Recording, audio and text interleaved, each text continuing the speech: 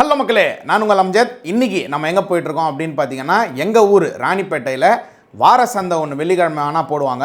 ஆனால் இப்போ பொங்கலை முன்னிட்டு பொங்கல் சந்தை போட்ட போகிறாங்க அப்படின்னு வந்து சொன்னாங்க. பல வியாபாரிகள் வர போகிறாங்க, பல லட்சத்துக்கு மேலே வந்து இங்கே வியாபாரம் நடக்க போகுது அப்படின்னு சொன்னாங்க. சரி, நம்ம ஊரில் இவ்வளோ பெரிய ஒரு திருவிழா மாதிரி ஒரு சந்தை நடக்குது அப்படின்னா அதையே நம்ம ஒரு விளாக் பண்ணக்கூடாது அப்படின்னு தான் இங்கே வந்திருக்கோம். வெளியில் ஆரம்பமே பார்த்திங்கன்னா கீரை அது இதுன்னு எக்கச்சக்கமான ஐட்டம்லாம் இருந்துச்சு. கோழி, சேவல், அதாவது பாரம்பரிய முறையில் கிராமத்தில் வளர்ந்த நாட்டுக்கோழி, சேவல் வகைகள், சண்டைக்கோழி, இந்த மாதிரியான விஷயங்கள்லாம் விற்றுட்டு இருந்தாங்க. சரி, அதெல்லாம் நம்ம அப்படியே பார்த்துட்டு உள்ளே ஆட்டு சந்தைக்குள்ளே நுழைஞ்சா, எப்பா எங்கள் ஊரில் இவ்வளோ பெரிய இடம், இவ்வளோ ஆளுங்க, இவ்வளோ வியாபாரம், இவ்வளோ லட்சத்துக்கு பேசுகிறவங்க எல்லாம் பார்த்தீங்கன்னா 50,000, 1 லட்சம், 2 லட்சம் அந்த ரேஞ்சுக்கு தான் பேசுகிறாங்க. 5,000, 10,000ன்ற ரேஞ்சுக்கே யாருமே வந்து பேசலை. சுற்று வட்டார கிராமத்தில் இருக்கிற எல்லா வியாபாரிகளும் விவசாயிகளும் அவங்களுடைய ஆடுகளை வந்து விற்க வாங்க இந்த இடத்துல வந்து கூடுறாங்க. அதுவும் பொங்கலை முன்னிட்டு மாட்டுப்பொங்கல், காணும் பொங்கல் அன்றைக்கெலாம் வந்து கறி வியாபாரம் வந்து பயங்கரமாக இருக்கும் அப்படின்றதுனால அதை முன்னிட்டு கறி வியாபாரிகளும் வந்து ஆடுகள் வாங்க வந்திருந்தாங்க. ஸோ இந்த மாதிரி வியாபாரிகள் ஒன்று கூடுறதுனால சுட சுட பார்த்திங்கன்னா சிக்கன் பிரியாணி ஸ்டாலும் வந்து போட்டிருந்தாங்க. 2-3 கடை இருந்துச்சு அப்படின்னே வந்து சொல்லலாம். ஸோ வியாபாரிகள் ஆடெல்லாம் வாங்குறது, எப்படி அவங்க வாங்குறாங்க, எதை பேஸ் பண்ணி அவங்க வாங்குறாங்க, அதெல்லாம் பார்க்குறதுக்கே ரொம்ப சூப்பராக இருந்துச்சு. நாமெல்லாம் டபுள் டக்கர் பஸ்ஸில் போயிருப்போம். ஆடு கூட பார்த்திங்கன்னா டபுள் டக்கர் வேனில் இங்கே ட்ராவல் பண்ணி வருது. ஆனால் என்ன கஷ்டம்னா, இன்னும் 2-3 நாளில் கறியாகி யாரோ ஒருத்தர் வாய்க்குள்ளே போகுது அப்படின்னு நினைக்கும் போது தான் கொஞ்சம் சங்கடமாக இருந்துச்சு. பட் இருந்தாலும் எப்படி அப்படியே முந்தடிச்சு வாங்குறாங்க. இந்த மாதிரி குட்டி ஆடுங்கள்லாம் பார்த்திங்கன்னா இதெல்லாம் யாருங்க சாப்பிடுவாங்க அப்படின்னு கேட்டிங்கன்னா, இதெல்லாம் விவசாயிகள், வியாபாரிகள் வாங்கிட்டு போய் வளர்த்து அதை வந்து அதுக்கப்புறம் விற்கிறதுக்காக பண்ணுவாங்க. எல்லாருமே பார்த்திங்கன்னா 500 ரூபாய் கட்டுக்கட்டாக வச்சு சுற்றுறாங்க. பார்த்தா அந்த அளவு பெரிய ஆளுங்களை மாதிரியே தெரில. எல்லாருமே சாதாரண உடையில் தான் வந்து சுற்றிட்டு இருந்தாங்க. பயங்கரமான க்ரௌடு, நம்மளால் உள்ளே வந்து நுழைய முடியல. எல்லாருமே பார்த்திங்கன்னா மினிமம் 4 ஆடு, 5 ஆடு, 20, 30, 50, சம்டைம்ஸ் ஒரு சில லாரியில் பார்த்திங்கன்னா 100 ஆடு வரைக்கும் வச்சு ஆந்திராவிலேருந்து, சுற்று வட்டார கிராமங்கள்லேருந்து, ஊர்கள்லேருந்து இங்கே எடுத்துன்னு வந்து வியாபாரம் செய்கிறாங்க. சரி, ரொம்ப டயர்ட் ஆகிட்டோம், ஒரு கூழ் குடிப்போம், ரொம்ப நாள் ஆச்சு கூழ் குடிச்சு அப்படின்னு சொல்லி கூழ் குடிக்க நம்ம வந்து போயிருந்தோம். செம்மையாக இருந்துச்சு. முக்கியமாக அதோடய சைட் டிஷ் வெங்காயம், அதுக்கப்புறம் வந்து சில்லி, இந்த மிளகாத்தூள்லாம் போட்ட அந்த மாங்காய், மோர் மிளகாய், இன்னும் ஊறுகாய்லாம் இருந்துச்சு. அதுவும் செம்மையாக இருந்துச்சு. இந்த மாதிரி சண்டை ஆடுகள், இந்த மாதிரி நாங்கள் அந்த பக்ரீத் டைம்லலாம் இந்த மாதிரி ஆடு தான் வாங்குவோம்.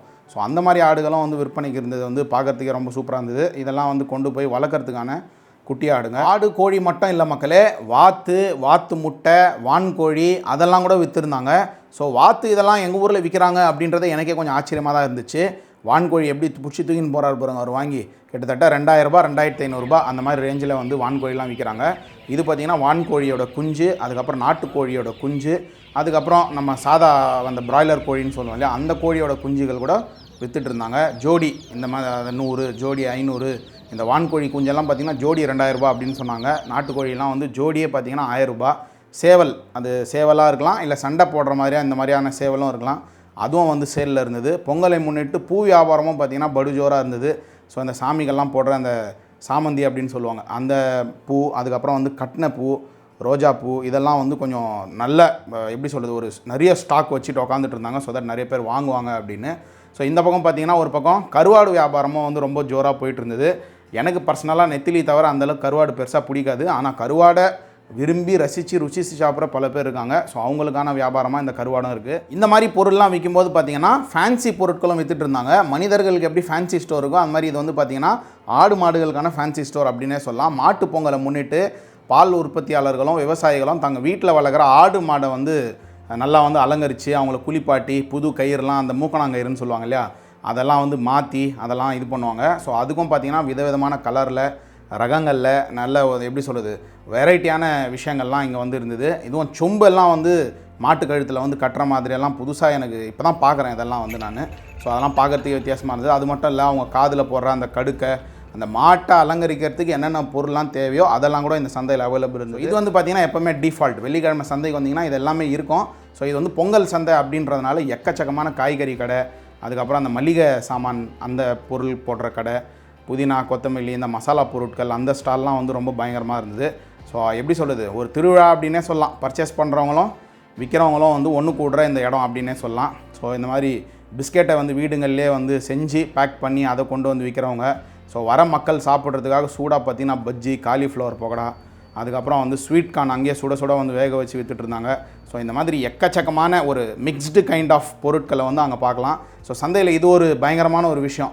வேன் மேலே நின்று வாழைப்பழத்தை வந்து ஏலம் போட்டு நம்ம கேட்குற ஏலத்துக்கு நம்ம பொருள் ஓகே அப்படின்னா அங்கேருந்து தூக்கி போடுவாங்க. ஸோ அதெல்லாம் கேட்ச் பிடிக்கிறதெல்லாம் பார்க்குறதுக்கும் சூப்பராக இருந்தது. ஸோ இந்த மாதிரியான விஷயங்கள் நம்ம பார்த்துட்டே இருக்கும்போது ஸோ மேலேருந்து இந்த ட்ரோனில் இந்த சந்தை வந்து எப்படி தெரியும், ஒரு மேல் டாப் ஆங்கிள்லேருந்து காட்டினா எவ்வளோ க்ரௌடு சேருது, எவ்வளோ வியாபாரம் நடக்குதுன்னு மக்களுக்கு தெரியும் அப்படின்றதுக்காக தான் இந்த ஒரு வியூ நம்ம காட்டியிருக்கோம். ஸோ ட்ரோன் வியூவையும் என்ஜாய் பண்ணுங்கள்.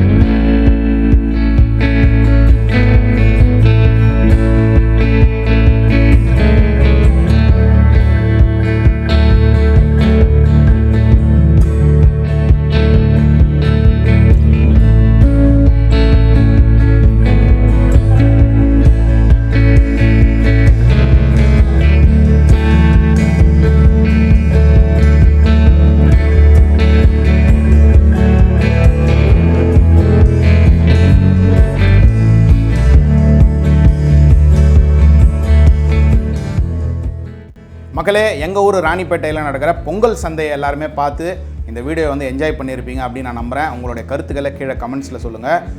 மார்னிங் கிட்டத்தட்ட நான் போகும்போதே பார்த்தீங்கன்னா மணி 5, காலையில் 5 மணிக்கு ஆரம்பித்த சந்தை நைட்டு 11 மணி வரைக்கும் போயிட்டே இருந்தது. ஸோ அந்த அளவுக்கான வியாபாரங்கள் வந்து இங்கே நடக்குது அப்படின்னு நினைக்கும் போது, மக்கள்லாம் வந்து ஒரே இடத்துல வந்து வாங்குறாங்க அப்படின்னு நினைக்கும் போது ரொம்ப சந்தோஷமாக இருக்குது. இன்னொரு வீடியோவில் உங்கள் எல்லோரும் சந்திக்கிறேன். அது வரைக்கும் சேஃபாக இருங்க, பத்திரமா இருங்க. Take care. Bye by.